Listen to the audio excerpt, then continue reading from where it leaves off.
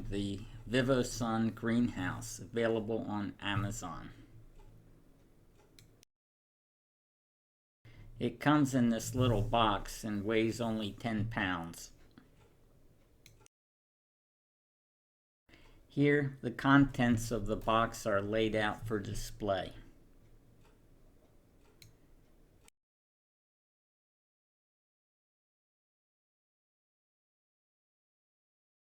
One T-piece connector was defective and was short and slightly deformed. This did not affect its functional performance, however. Here the frame is half assembled, and this is photographed at this stage to help orient one who's assembling one, because it's not readily obvious how some of the pieces go. Some additional shots, again for orientation.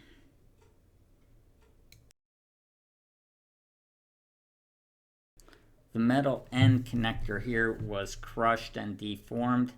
However, I was able to reshape it and use it.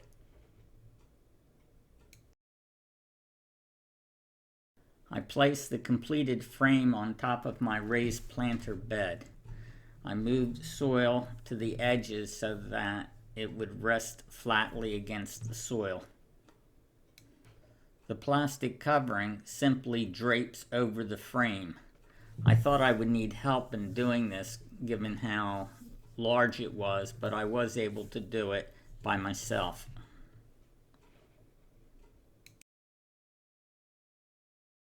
I'm doing a review on this mini greenhouse. I purchased it to cover my raised planter raised bed. And I was originally going to build my own out of PVC pipe and greenhouse plastic.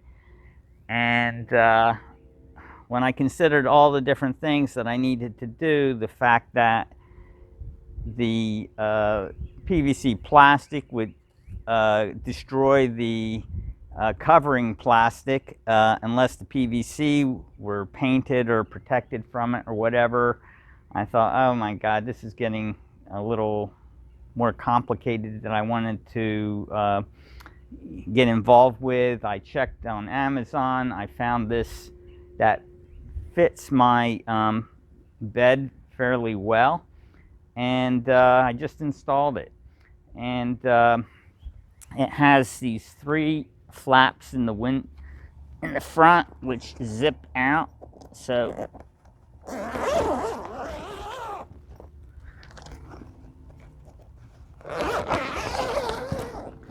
if it's hot or you want to let in more light, you can just, all 3 of these flaps you can open up. At first I was very concerned that the green mesh on the plastic would cut down the light transmission. And then I thought about it some more and thought, well, on the warmer days, during the day when the sun's out and the temperatures are higher, I can open the flaps, let the light in, and when it gets a little cooler, I can close them. Plus, there are some plants that don't do well when it gets too hot, and do better with some shading. So, of course, if I cover it and shade it, then it's going to get hotter inside. So I don't know how that's going to be, but we'll see. I suppose if worse comes to worse, I can replace this whole thing with clear plastic. This fits the bed fairly well. To make a good seal, I moved the soil up, piled it up high around the edge so that it would fit flat on the soil all the way around. I think it's going to work out well. I need to secure this a little better so that on a windy day it doesn't blow away. What I'm thinking about doing is putting some furring strips across here, across the back and the sides, so that when the wind comes, it can't lift the plastic up.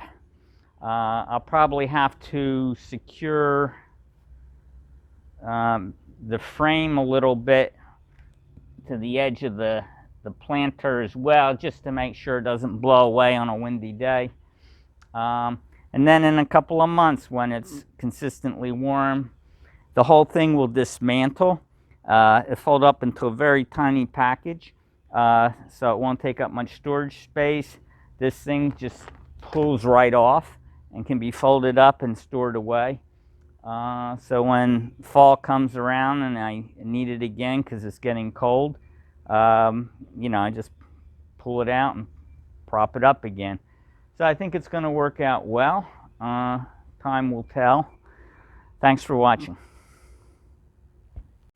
Here I've installed 1 by 2 inch by 8 foot furring strips along the back, and pieces cut to fit along the sides, and some small pieces along the front.